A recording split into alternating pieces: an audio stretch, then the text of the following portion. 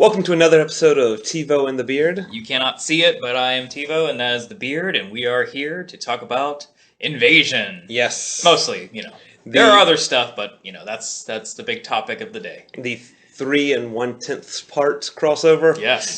But before we get to that, we got things to cover. Yes. There are some other geeky news. Yes. They are proceeding with people Star Trek Discovery. Yes, we are finally going to go boldly beyond. It was originally going to start in January. Yes. But then that's definitely not happening. That's no. So CBS All Access will not get my money quite yet. But as the resident Star Trek person of the two of us, one thing that struck me was the first person casted was Michelle Yeoh. Mm-hmm. And, any Asian person will know Michelle Yeoh.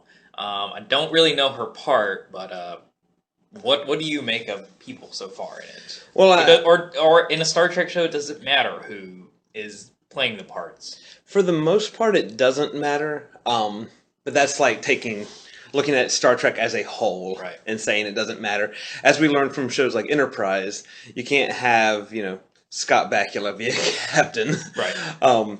But we've had female captains. I would like to see a non-human captain, because that's something we really haven't had yet as a main character in it. We've had like second in command and all that to be non-human, but and she doesn't have to look, alien. She can be humanoid and still not be from Earth, like Spock or something. Right? Yeah, that would be a nice change. The fact that they're choosing, that we'll have a minority as a captain is always a plus in the very whitewashed world that we have out there, even in sci-fi. I think the other one, there are only 3 names so far, Michelle Yeoh being one of them. Can't remember the third one, but Doug Jones is in it. Okay. We all know Doug Jones from various roles, whether he's speaking himself or not. Yeah.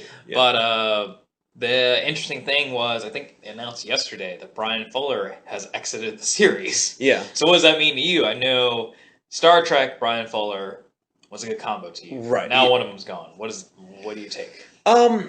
Star Trek is just so open of a universe that I think as long as they get the right person behind the wheel, quote unquote, behind the console, that it can work. I mean, I was nervous about when J.J. Abrams took over with the movies. I was nervous when Fast and the Furious guy did Beyond. Right. All of them I've been very happy with. Well, doesn't Star Trek have, basically a formula? Right. As long as you don't completely tamper with the formula, you're going to be satisfactory on some level, some more than others, right? Right. Just keep it sci-fi with a mix of hard sci-fi, with a mix of Star Trek babble that if you actually think about makes no sense whatsoever. Right. And it's hard to go wrong. Well, whoever shall take over the show, we'll see what you got. Yeah, no, I'm definitely going to give it a chance. The premiere, they're still planning on showing it on CBS. Right. Whenever they decide it's going to premiere. When they announced they were doing the Star Trek show, it was like, all right, cool. But months went by, and all you got was the title. Right. And I was like, you need people in your show. But we have a ship. You need people to occupy the ship and actors to play these people. For the longest time, there was none of that. Right. So the fact that they're moving forward with it is more real now. Yeah. Can't say that I'll, be in tune with it, but, I'm glad I'm like Hansel from Zoolander. I don't watch it, but I respect that it's there. Right, yeah. Yeah, I'll be deciding from the... I actually said that at Hot Topic this week.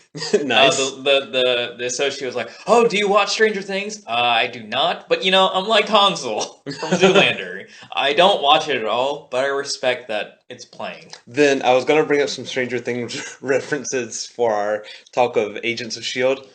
I will leave most of those out. I'll still have some in there for the listeners. You can do it. I mean, clearly, a lot of people watch it, right. So I may not get it, but, someone that's listening might, most likely. Yeah. It was a huge phenomenon, so, And it was very enjoyable. So I would not dissuade you from, using references. Just know that I won't get them, and that's okay. Yeah. So are you going to watch the premiere? Of Star Trek, since that will be the free one. That will be the free one. Yeah, yeah, probably. Yeah. But they would have to be like mind blowing for you to subscribe to CBS to keep watching yeah. it. Oh. And pardon the interruption, folks. Yeah. If there was a glitch in your audio, there was a reason for that. You can blame that on pizza and soft drinks.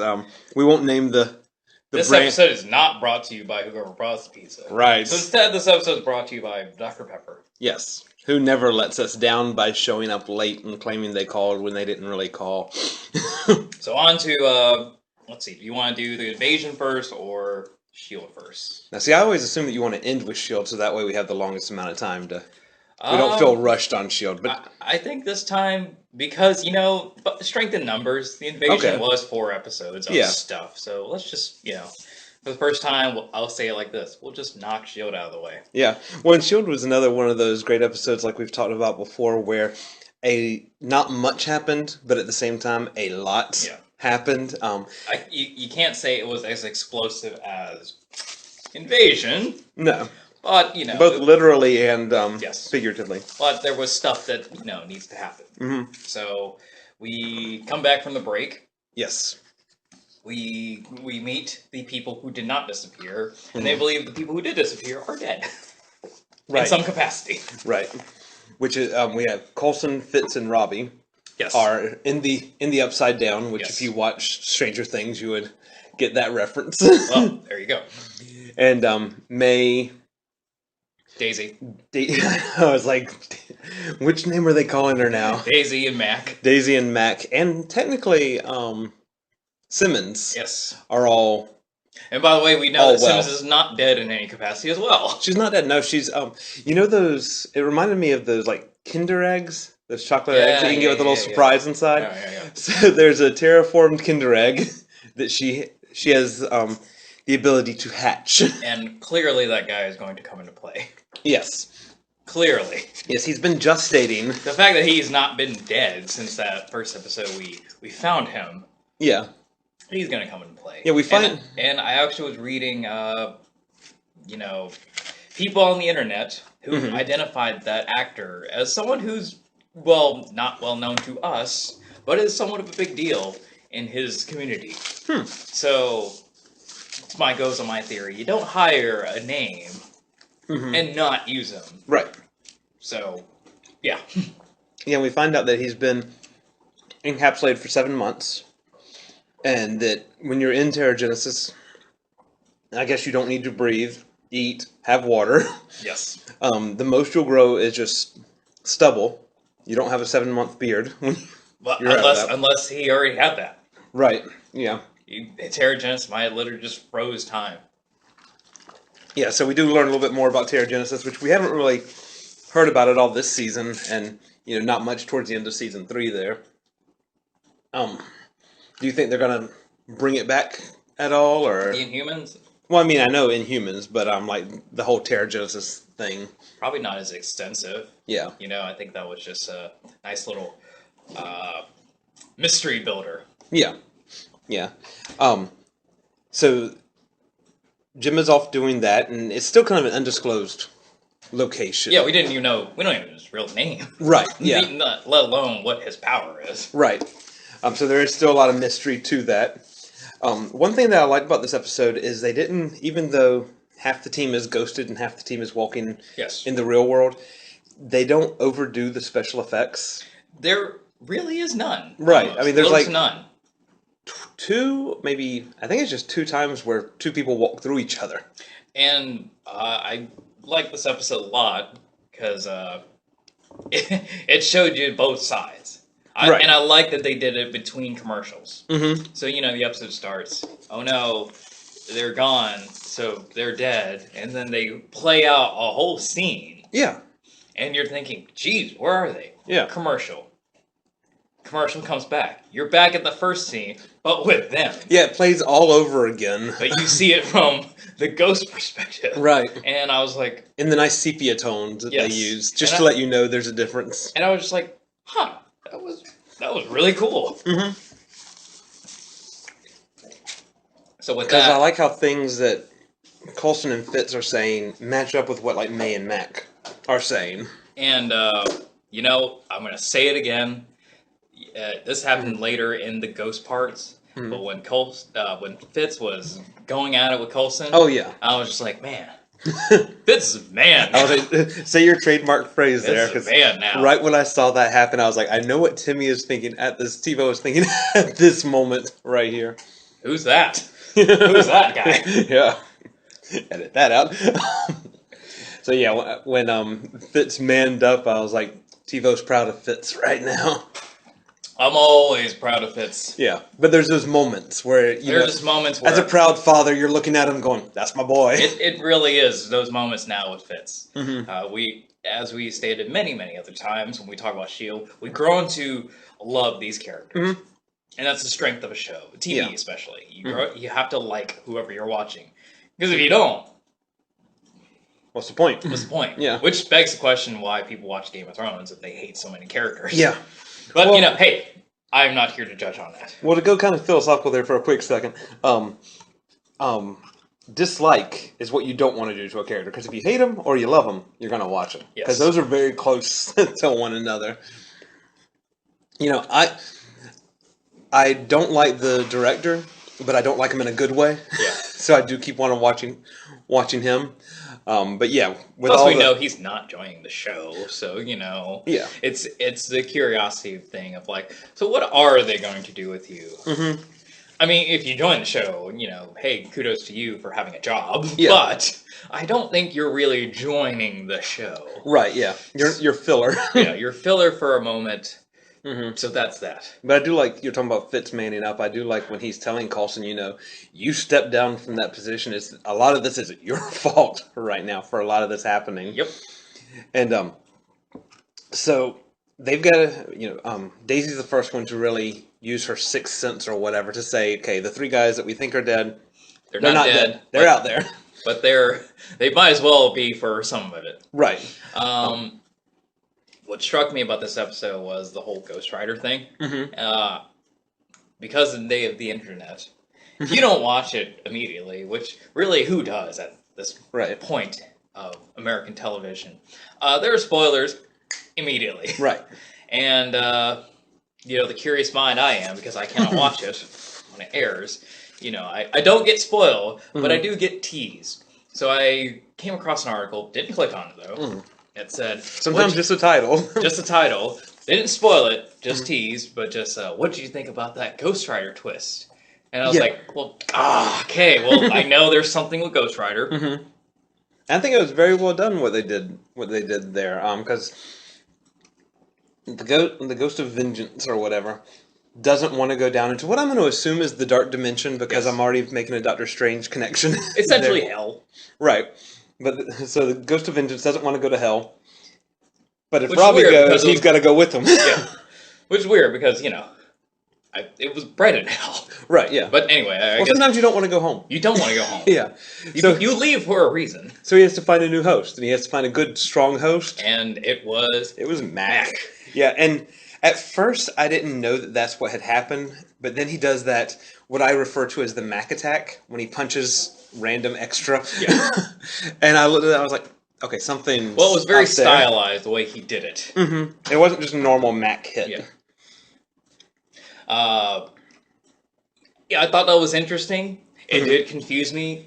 I really was hoping, as many liberties as the show takes. I was like, I don't know if I want Mac to be the Ghost Rider. Right. And I hope that they don't play with that again, because, as we always say, spoiler alert, it does eventually leave him, and it comes back to Robbie. And I'm glad it left him in this episode. Yeah. I think that's why, when we saw it, I was a little uneasy. I was like, no, I gotta say I don't enjoy this. I hope this doesn't keep for a certain amount of time, which it didn't. No. But we see, at the end of the episode, as far as Mac's arc, it's still eating him. And of course, what's a show without a mystery? Because now we open up another mystery. What is Hope? So I like and I dislike the fact that whoever this mystery girl is named Hope. Yeah. Because of May referencing earlier that they opened Pandora's box. Yeah. And of course, in the mythological story of Pandora's box, all the bad things got out, and the only thing left was hope. And I was like, oh, you're Hitting this right on the nose. Right there. How about that? Didn't catch that. Neither did my wife. Oh. And that's okay. Hi, Kenny. Yeah. Hello. Ooh, big, nice big piece. Sorry for the other glitch. If you're hearing another glitch, then sorry. But speaking of Mac, one thing that I liked about him when he wasn't being possessed was one of his little quips.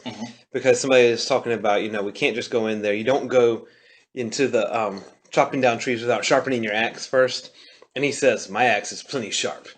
And also a shotgun.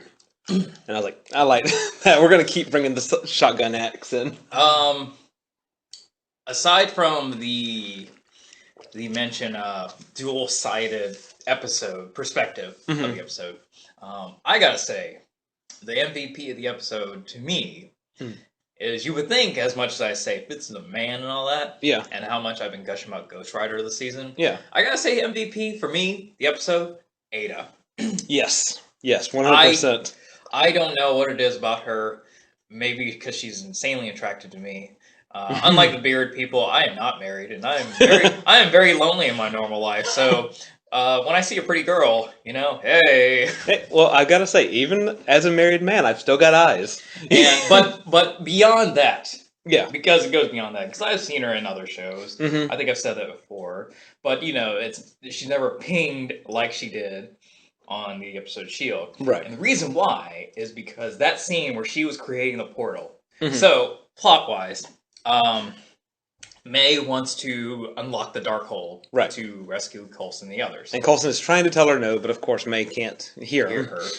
So she takes it to Dr. Radcliffe, who then looks at it for a second. And goes, nope. This is bad. This is very bad. And speaking from the guy who did bad stuff from in the last season. The guy that helped Hive out. If he's telling you it's bad. It's bad. So this is and another thing, I'm glad that kind of arc came to a close because through Ada's sixth sense, if she has a sixth sense, however many senses robots have, she is able to somewhat ping Fitz into her whatever and think, oh, I should do what this feeling is telling me. Fitz suggests that Ada should read the Darkhold. Right, because it only seems to affect, as far as we know, human minds. And as we know, that Ada is not. Right. So, she reads the Darkhold, and I love that was in binary. Right, I thought that was pretty cool. I mean, I know, she's a robot, that's going to be that, but still, something like that. It's something that they didn't have to put in there, but they did. And, of course, since Coulson is ghosted, he's trying to read it, and he just sees blank pages. But we see her eyes moving. It's like, nope, she's reading.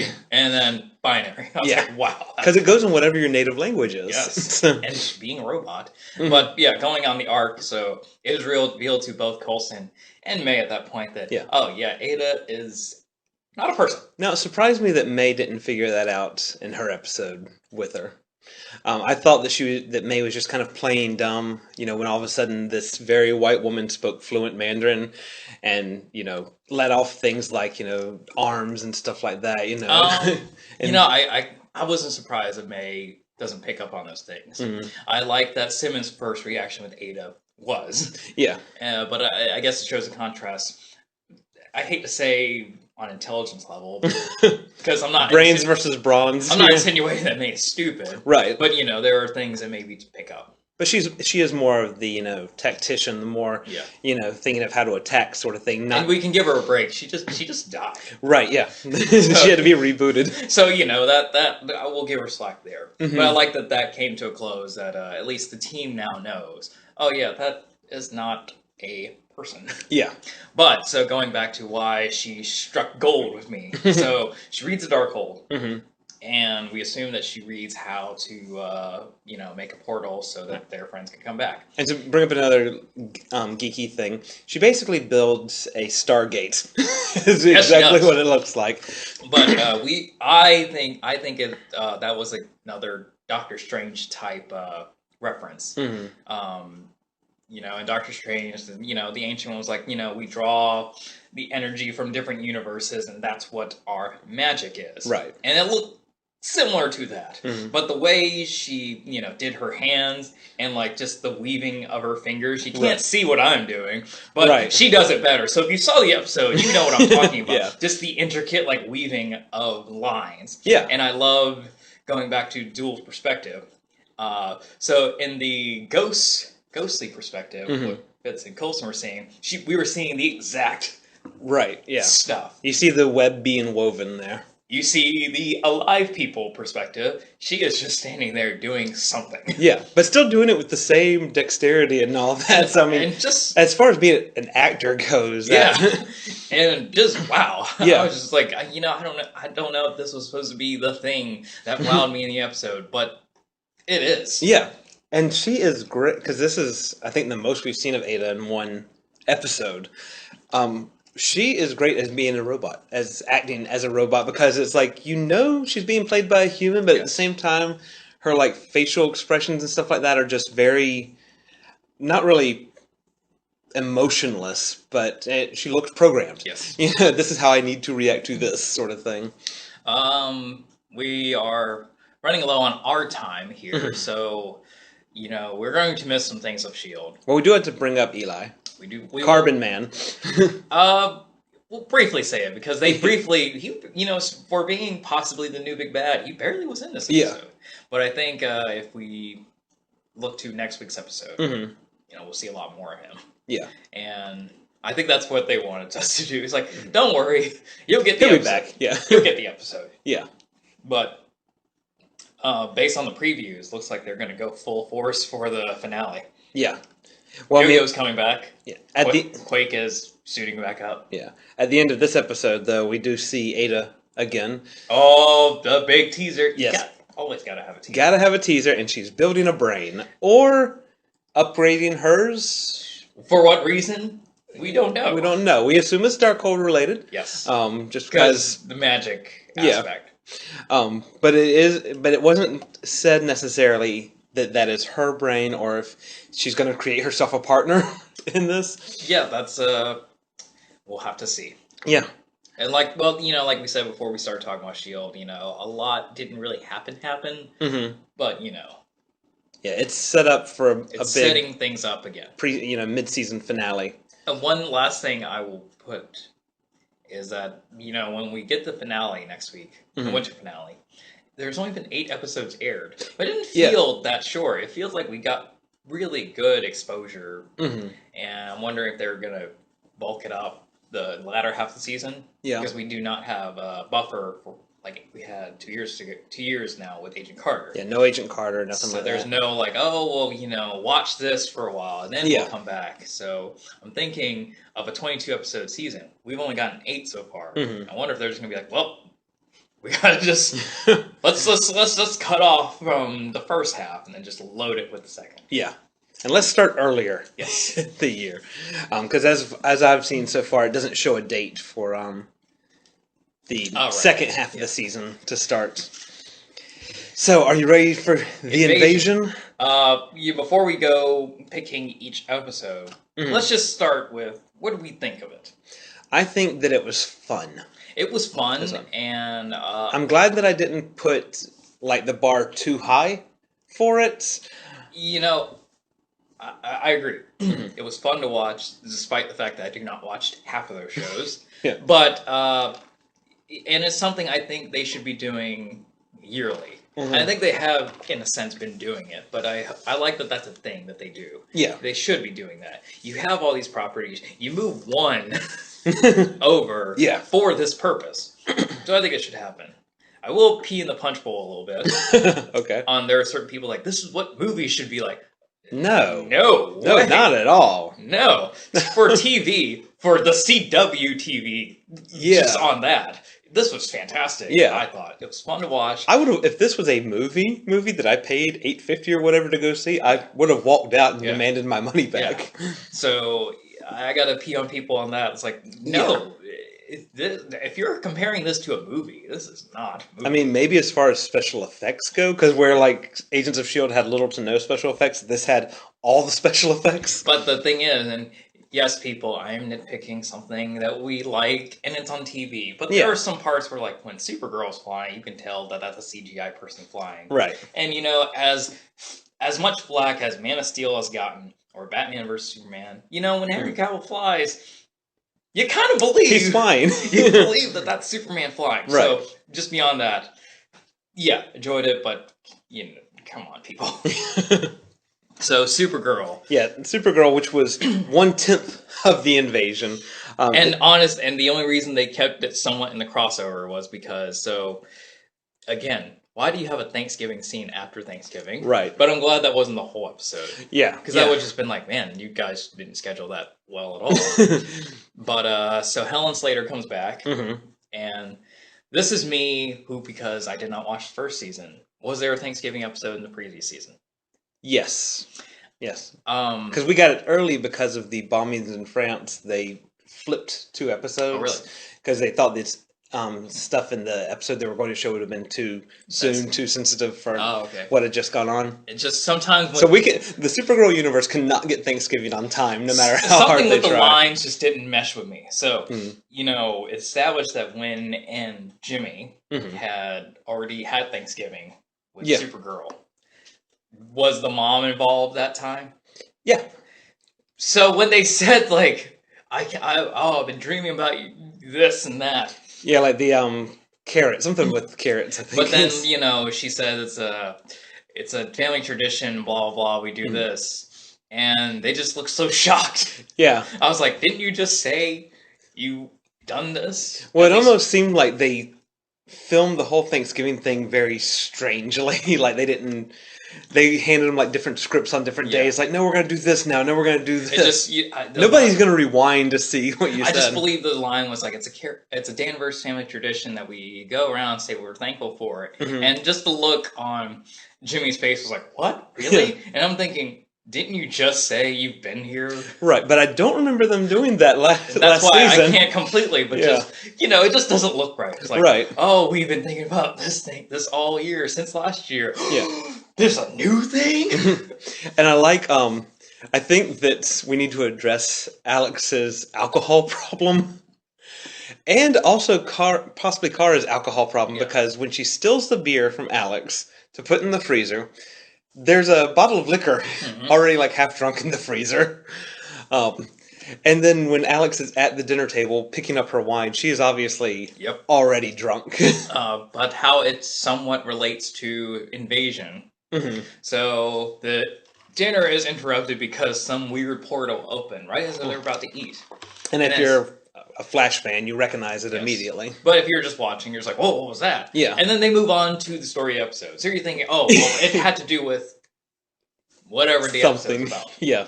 Because the episode is named Medusa. So if you're not familiar, you might think, okay, this thing is Medusa. Yes. Which, you know, not a bad assumption. So no. Good hiding on that. Yeah. But as we know, Medusa is a project that was teased in the last episode. And essentially it is a virus that kills any aliens besides Kryptonians. Right. Which, again, I got a nitpick. So, Kara's father made it to protect Krypton from aliens. Because he's racist also. Clearly, Superman and Supergirl's family has some things to answer for. Yeah. But, so, it's meant to kill aliens. And they released it on the alien bar. Yeah. And the only people to walk out unscathed were the humans. Yeah. And I gotta think, no. Right. Because if it's meant to protect Krypton, we are not Kryptonian. We're alien to them. We are alien to them. Yeah. Shouldn't we die as well? Or at least be affected somehow. Because Mon-El was affected a little bit. Yeah, and he's close to Kryptonian. Right. So, we should be dead. Yeah. That was one thing I was like, no. No. Because, you know, we're not Kryptonian. Right. But, speaking of the disease, so, as we said, Helen Slater comes back. And I've only seen Helen Slater in the pilot. Okay. So I have not had any episodes of Helen Slater.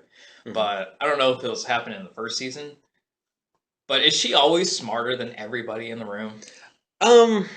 Not to the same degree that she was in this episode. It seems like they should have Helen Slater be the director of DEO. Right, yeah. Because not only on science stuff, but on social cues. Because I love the scene where Kara thinks Mon-El is hitting on her, on the mom, yeah. And she's like, what's going on there? And she just so nonchalantly is like, well, he's just trying to score points with me. She's like, why? Yeah.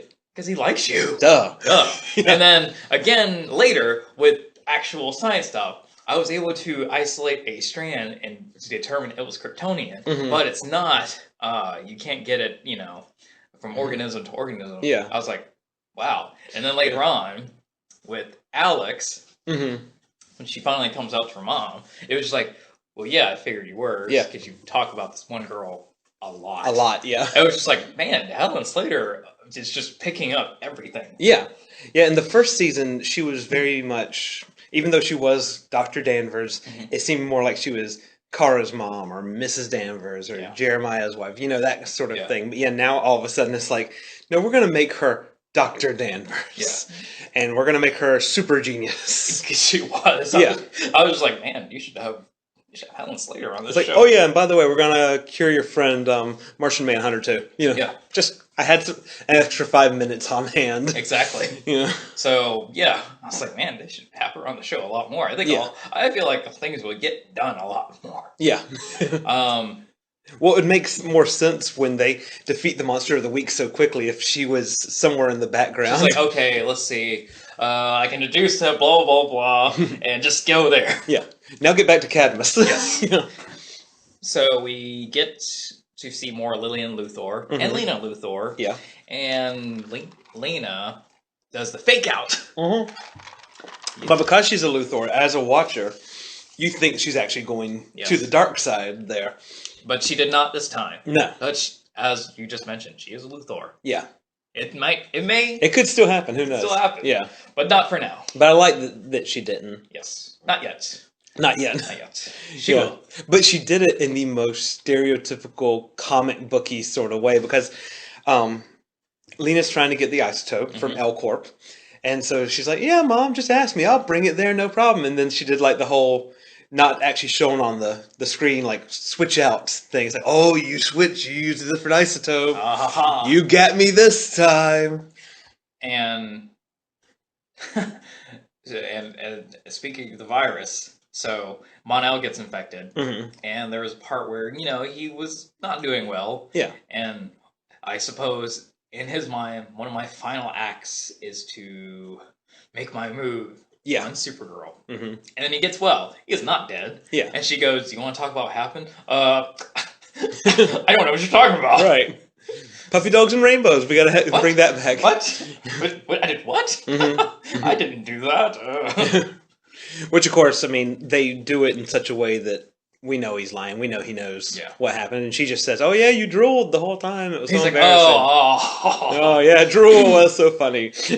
But there are some questions to be answered. There are unforeseen, I suppose, aliens looking for Mon-El. Who they could be, we do not know. But my money is that maybe it's that universe's Dominators. Yeah. Which goes into Invasion. Yeah. Final tag scene of Supergirl was, because they said it months ago already. So that wasn't a surprise at all. Yeah, we all knew Cisco and also, Barry. And also the thing was, if you are not technologically savvy and did not see that they already talked about that during the credits, special guest star Grant Gustin, you're like, well, you're really just give it away right there. Giving it away. Yeah. So Barry comes with Cisco and recruits Supergirl. Right. And we go to the Flash. And if you see the Flash, then you've seen that one scene. Yes. Because they just showed that exact scene over again in the Flash. And I have a question for Cisco. How do you know just from standing in one part of one person's apartment in Earth 38, which I found out was originally called Earth CBS, how do you know that they have a nice universe? It's true. Yeah, because he's like, you have a nice universe here. It's like, no, this is one room. And I like how they do the whole, this is my friend Cisco. Well, we're more co-workers. It's like, wow, Cisco. So our theme our whole theme with CW is that it's puppies and rainbows. Right. And this crossover was definitely puppies and rainbows. Yeah. Yeah. And because Supergirl's real superpower is bringing that wherever she goes. And like I said, on our initial thoughts, it was fun and I enjoyed it. But you brought a Kryptonian, and another thing. So you have a giant team up, right? I could understand not bringing Mon-El or Jimmy. Yeah, they're still new to what they're doing. But why not bring the person who knows the physiology of Supergirl, a la Win? Right. Because there were parts where I thought, there was a whole think tank of smart people. Yeah. He could have been in one of them easily. He could have joined Cisco and Felicity. Exactly. Yeah. And because I gotta think, I don't think Barry even knows the full extent of what she can do. No. He just knows she's really strong. And fast. And very fast and can fly and all that stuff. And, I'm not trying to oversell Supergirl or the Kryptonian race, but that's your ringer.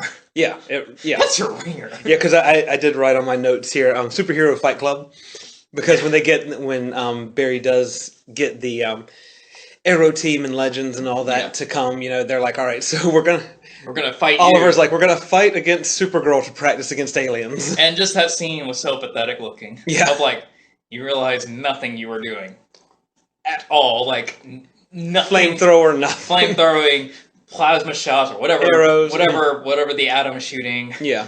Punching guns. You realize. Yeah. If that was your. And she's just standing in the air, just nothing. And if that was, and this is all, if that's what you're expecting the Dominators to be, you should be more scared because you should leave. You literally did nothing to her. Yeah, if the Dominators were from Krypton, then just pack your bags, get out of there, because you're not saving the day. Yes. And they really underused Supergirl. Yeah. I think for this, we're not going to go plot by plot in each episode. No. But they just really underused Supergirl because it's like, she can also fly into space. Yeah. Where they're coming from. Yeah. So if you want to go ahead and knock them out there. Yeah, and the whole... So, at the end of the Flash episode, conveniently, the cast of Arrow was taken. Right. And then they were in a dreamlike state, which really only serviced people who watch Arrow. Yeah. And while that's fine and dandy to that, I was sitting there going, what does this have to do with me? Right. What does this have to do for the invasion? The Flash was definitely, can be seen as a self-contained episode up until the very end part there, because it was all very Flash and Kid Flash. And pertinent to the story. Right, yeah. To the crossover story. And there was even stuff going on that fit in with the actual Flash story, because, like when we find out that Martin has a daughter, Barry's like, oh, I did this too? And it's like, no, Barry, you didn't do everything. Which we found out, no, he did not. Right. So, but it was a good guess. I would have thought so. If I didn't watch the rest, I'd be like, oh man, Barry. Yeah. Look what you did.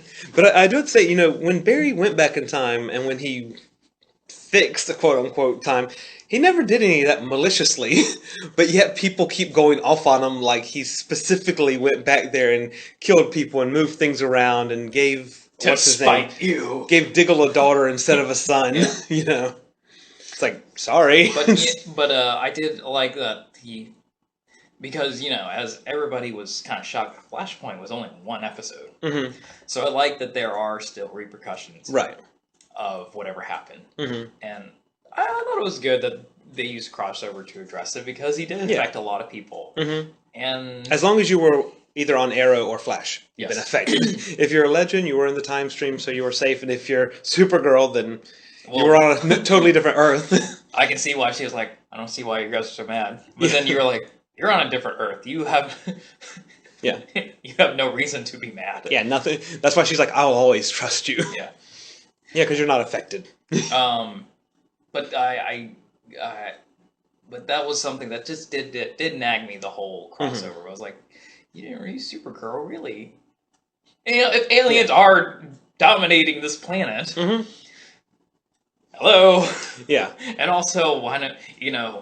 Especially if you're in trouble, even as Supergirl, who knows her powers, Yeah, and knows things, she should be like, we should probably get some backup. Let's just grab Win real quick. And Just one guy. One guy, and since we're there, I have a cousin who's like really cool. Yeah, and we're 87% sure we can trust him. Yeah. So yeah, stuff like that. It's like, Team Arrow is bringing everybody. Yes.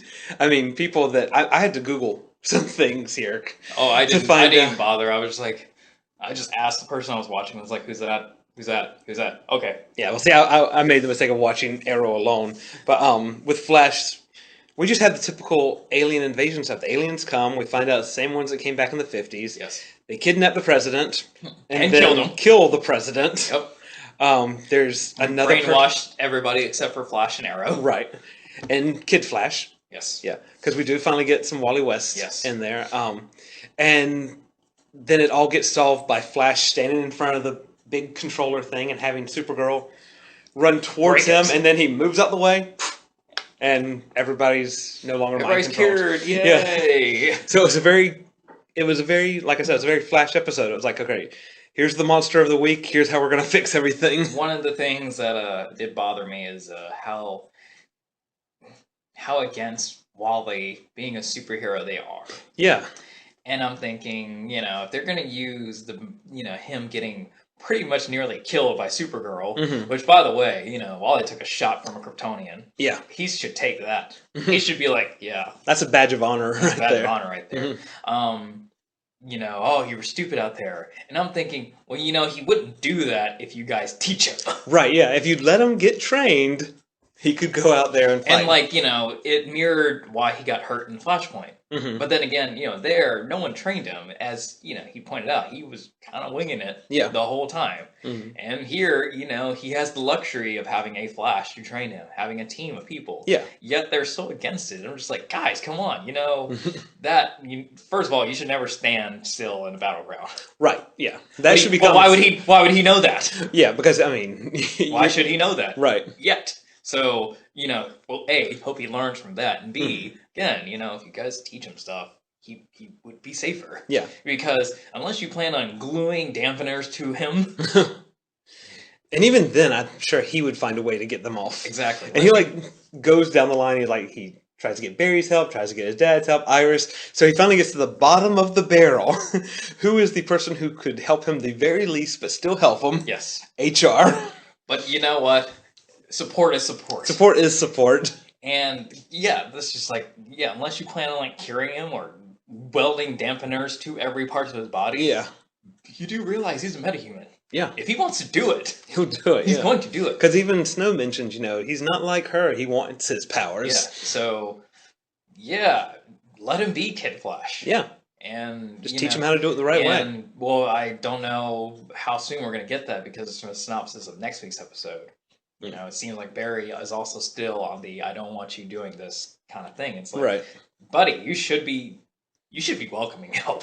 Yeah, because I have a feeling that HR is going to make him into a comical sort of Kid Flash. And that's fine. But that's fine, yeah, as long as they fix it. As long as he is, just that whole angry, I don't want you being a hero thing kind of goes away. Cause it's like, come on, guys. Yeah. It happened. Yeah. You could, it's the classic, like with our... state of the country. You can say it. You can be against it all you want when it's not happening yet. But now that it's happened, you gotta find ways to accept it. Yeah. You gotta do your part to make things better. Yeah. And that's as political as we're getting. But that's what the whole Kid Flash is. Yeah. When he was trying to seek out having powers because he didn't have it yet. Yeah, you could be all, I don't want you doing this, blah, blah, blah. Yeah. But he's got it now. Yeah. So you need to help him. And just be glad he's not going back to alchemy to try to figure it out. Yeah, so you should, help him with that. Kid Flash rant. Yes. But... And one thing that bugged me from the very geek side is, okay, so the Team Arrow gets swooped up at the end there. But they were like, no, not Team Arrow. There were some legends in there, too. You mean the people that started out on Arrow? Yeah. Team Arrow, old and new. Yes. The non-metas get swooped up. So, if we're using I was about to bring that up, and I think I know where you're going with this. If we're using the same sort of teleport technology, am I going the same way? Yep. With the aliens beaming them up, as we do in Star Trek, what happens in Star Trek is your molecules get taken apart and then reassembled where you're getting teleported to. Maybe we're not going the same place. So if Barry would have grabbed Oliver in the middle of that, he would have ripped him apart and Oliver would no longer exist. Okay, so we're him not running going towards Oliver was the stupidest thing he could have done from a geek sci-fi point of view. Mine was going to be a story point of view. Okay. So we learned at the end of Legends that the Dominators are there because of escalation. Mm-hmm. which is a good theme in the world of superheroes. Yeah. You know, you introduce one thing, you're going to have people who want to top that. Mm-hmm. So they're there because they came in the 50s. Yeah. Because of the Justice Society. They're like, oh no, they're power people. We got to assess if they're going to be a threat.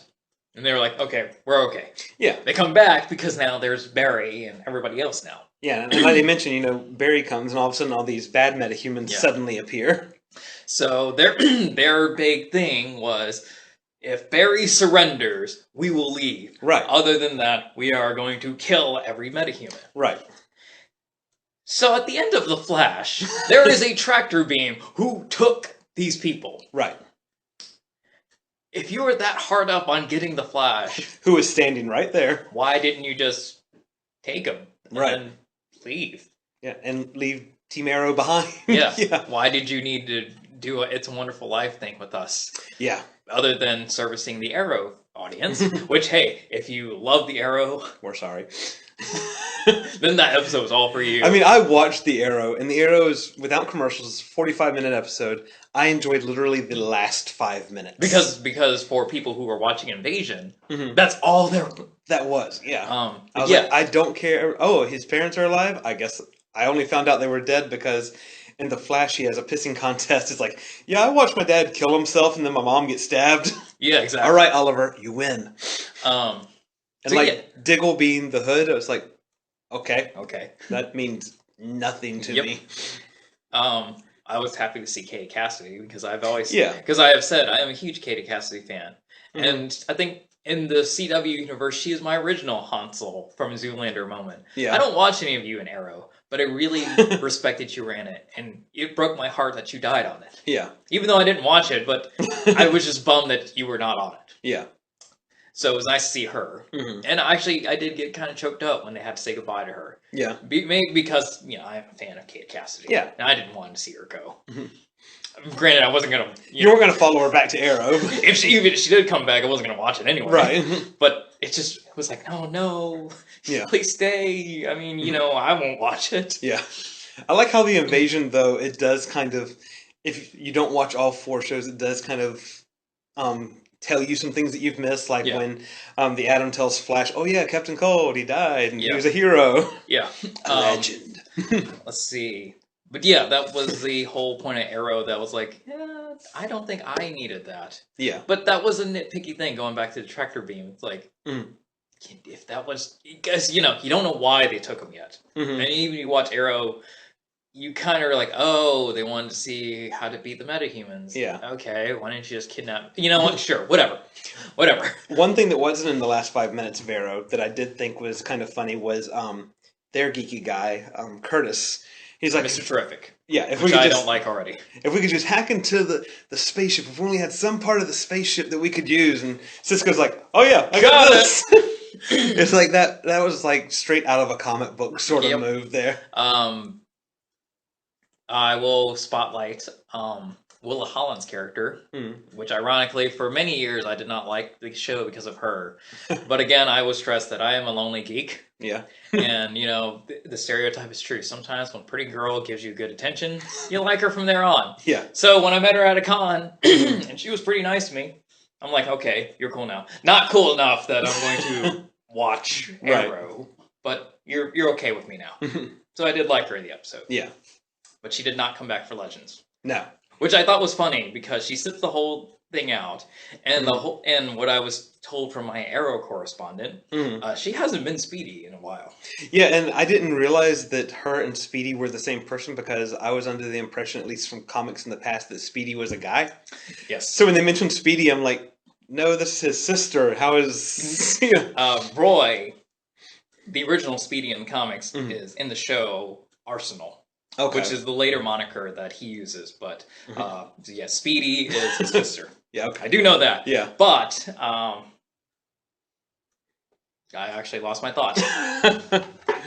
But yes, so then we get to Legends. Yes. And, but yeah, so yeah, I got it. Okay. I knew it was about Speedy, but I like how she hasn't been Speedy for a while. She joins back up to fight aliens. She fought no aliens. Right. Yeah, because she was like gung ho from like the beginning. Once she finds out, she brought like whatever paperwork. She was like, "No, that can wait. I'm in. I want to fight. Alien. I'm gonna do nothing, but I'm in. I want to fight alien." She fought no aliens. Right. Actually, there were very little alien fighting until the end of Legends. Yeah. In Legends, they go back to 1950s. They capture an alien, and they set it free to be nice. They set it free, yeah. And then that caused the ripple effect because reasons. Then because I guess they had to give Cisco a moment of like clarity. I love like it was such a to the camera moment of clarity. It's like, oh, I mess with time. Yeah. I'm no better than Barry now. Essentially, I'm a huge hypocrite. Yeah. So I've got a confession to make with Legends. What's up? I've been watching it. Okay. This season. That's fine. I've been enjoying it, but I also, as much as I've been enjoying it, I cannot defend that show. Okay. It's been fun to watch. It kind of reminds me of like Doctor Who meets the librarian sort of thing, where it's like, all right, we have an aberration in time that they tell you at the beginning of the episode, and 45 minutes later, it's going to be solved. Yeah. And when you're looking for something to just mindlessly watch, I've been enjoying it. So that's like when they show Martin with the daughter and all that. From the previous episode of Legends, I kind of knew what was going on there. But I do like how, I think it was in Flash, he calls her an aberration and says he's going to fix it and all that. And then by the end of Legends, he's nice, Martin again, where he's like, I'm just not going to tell anybody she's an aberration. I'm on the whole note of like, you can always blame Barry. Yeah. Even though it was totally your fault. You can be like, well, Barry, you remember Barry changed everything. Yeah, and he recorded that thing saying we can't trust him. So that obviously is a product of... Yeah. So, But, the final battle conveniently takes place in Central City. Yeah. On a rooftop. Because you had to return it to the Flash. Even though it's the Arrowverse, it's all very Flash-centric. And conveniently they make little nanites to give them a very bad day. Yeah. Basically, War of the Worlds sort of thing. Yeah. And, again, I just remember watching the part where Arrow tells Supergirl to sit out, and I'm just like, aren't you this tactician here? Yeah. You realize that is your biggest weapon. Again, I'm watching, it's like, why is nobody realizing this? I know she just came to CW, but, throw her in, coach. It's like, why is people just not realizing that? And again, bringing someone who does know her would have helped with the whole thing, but again... And maybe, story-wise, that's why they didn't bring Wynn, because he could have said, hey, she can do this, crossover would have been over within the Flash. Yeah. Be like, boom, whole ship's gone. Yeah. Really? Yeah. And the whole, she could have found Team Arrow if she flew into space, because she can, people. Yeah. I don't know. I didn't watch season 1, but do you know that, Supergirl? You can fly over there. Yeah. And you'll be okay. I don't know. I don't remember her actually hitting space, but I mean, she got high enough up there with no problem that I'm thinking, as any person with a power would just kind of push themselves. It's like, how far can I go? Yeah. So when they invaded, so instead of hanging out at the obvious reference to the Hall of Justice, she could have been surveying the sky. Yeah. Because you also have long-range vision and X-ray vision. But again, who am I? Yeah, like with the whole star hanger thing, she tells Barry, you should totally use this for something. Yeah. It's like, just gonna go ahead and lay it out there, aren't you? And, but yeah, they defeat the aliens. Yay, because puppies and rainbows. And also because they said it was going to be a 4-part. Yeah. I don't know why they kept calling it a 4-part, because really the Supergirl thing you saw in Flash, it was a 3-part crossover. Yep. That had Supergirl in it. I hope, at the end, Cisco gives her a tachyon, mini portal. Basically, yeah. So if she needs help, or likewise, you can call her. And next time I'm thinking, please bring someone else from your show. Yeah. Because if I'm the actor thinking, okay, I moved to Vancouver, essentially, to do this. Cool, we can do cool stuff, like be on the show. And they said, yeah, we're planning a big crossover. Oh, great. Right. What am I doing? Oh. About that. When we say we, it's her. Right. You guys just stay here. You know how the show's called Supergirl, not Supergirl and Friends? Yeah. Yeah, the friends are staying back. Yeah. That's how I would feel. Yeah. So I hope if they have another, even mini crossover. Yeah. Come on, have Team Supergirl. I mean, join the fun. CW definitely knows that Flash and Supergirl are their strongest characters and shows there. And, but yeah, maybe they're just testing waters. Maybe they'll do it next year. Yeah. Where it's even bigger. Where it really will be a 4-part. Yeah. You know, I can see why they did it a 3-part-ish. Because, you know, other than Barry, who would really know to go to Earth 38? Right. But now they know. Now they know. Yeah. And, you know, she could call upon them for help. And then they could be, you know, portal traveling villains. So they could start out in Supergirl, but then they escape to that Earth. And then they have to go to HR's Earth and they can go all the hipsters. And then go to Jesse's Earth. So maybe next time it will be bigger. So I can see this one because they've gotten bigger. So it went from one crossover between Flash and Arrow, and then another Flash and Arrow crossover, and also to set up Legends of Tomorrow. Right. Now you got this one. So if they keep doing that, I can see then Alex and Wynn can join the fun next time. Maybe, hopefully. Maybe, yeah. But yeah, they defeat the Dominators, and there is a female president in that world. Clearly, the CW thought things would turn out differently. Yeah. For the United States of America. But, you know, hey. But they're in Canada. You know, they don't know. They don't need to worry about that. Yeah. There were so many references to outside things. Yeah. My Arrow correspondent caught one when John Barrowman was talking about the character of Tommy, and Katami was his friend, was Arrow's friend in season 1, who died at the end of season 1. Okay. And he was talking about, oh yeah, he's in Chicago. He's a doctor now. That was in reference, for those who don't know, Colin McDonald or Colin Donnell, whatever your name is, he is on Chicago Med. Okay. So see, I did not catch that. I didn't catch it either because I watched neither show. Right. But I thought, oh, that's kind of cool. Yeah. But my favorite reference of all, it came at the very end. And it was cool enough for me to see Brandon Routh with Supergirl. Because I was like, hey, it's an old Superman. He's hanging out with Supergirl. But my favorite moment was when she was in her Earth outfit, not the Kryptonian super outfit. And he just looks at her and goes, she looks like my cousin. Oh, my mind blew. Yeah. I just thought it was cool. So now you gotta have Brandon Routh come to, or you gotta have the 2 Supermen meet. Yeah, that would be cool. That would be cool. Yeah. And I think she had when Arrow finally lets up and accepts her, he's like, we really could have a Supergirl in our universe. And she's like, and we could have an Oliver Queen in our universe. I was like, you probably do. Yeah. I don't know if you've ever looked, but. Yeah.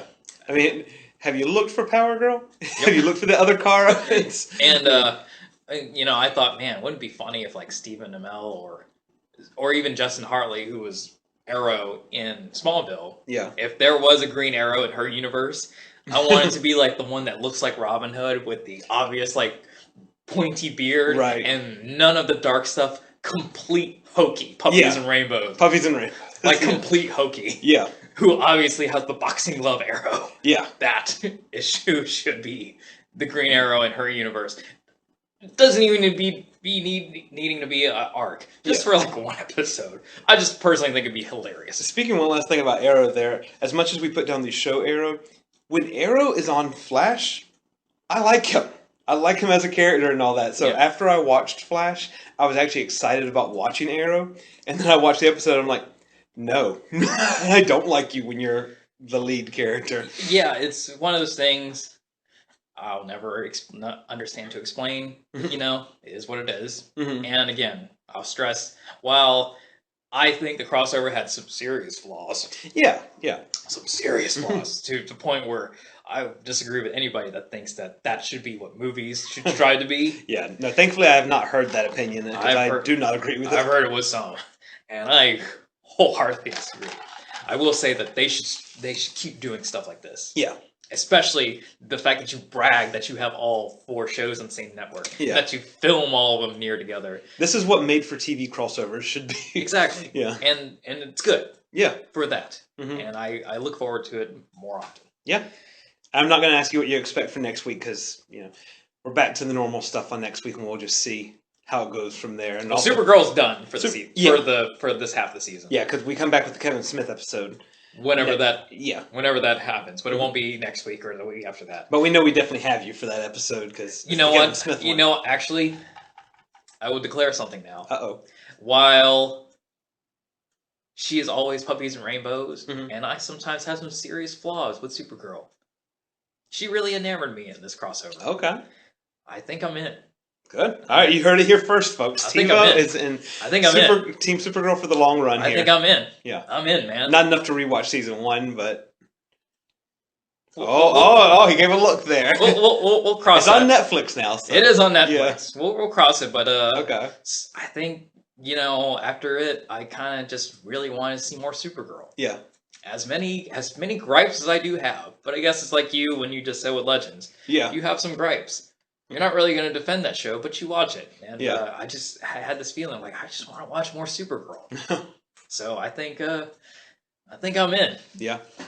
So not as much as the Flash, but yeah, I think I'm in with Supergirl, man. Yeah, and it's like with Legends, I have no plans on ever discussing Legends on here unless they have an amazing episode like this one. Where it was pertinent that you had to watch it. Right. But but next week with Flash, we see that Savitar has come back. Yes. I like how they're just like, the bad guys are probably sitting there like, you know what? I guess we can sit this one out. Because I even looked at my wife and I was like, so what's since she doesn't have all the names memorized, I was like, well, what's the Speed God and Alchemy doing right now? They're just like, huh. Oh, I guess we'll just... They saw the aliens and they were like, yeah, we're not messing with this. That's your problem. We're gonna... If you die, then I guess we'll... Then we won. Yeah. But Savitar attacks again, and John Wesley Shipp comes back as Jay Garrick. And then there was an ominous part in the trailer where he's falling from a roof. By God, I hope they leave him alone. Yeah. I love John Wesley Shipp as Jay Garrick. Because I didn't grow up with him as the Flash, but something about him that is Jay Garrick. Well, that look is that quintessential Flash look. He is it. So I hope he's here for the long run. I hope something dramatic happens. So but not enough to where they get rid of him. I don't mind that Henry Allen is dead. But by God, if you get rid of Jay Garrick, that's no. Right? Yeah. So we'll see you next week. Yes.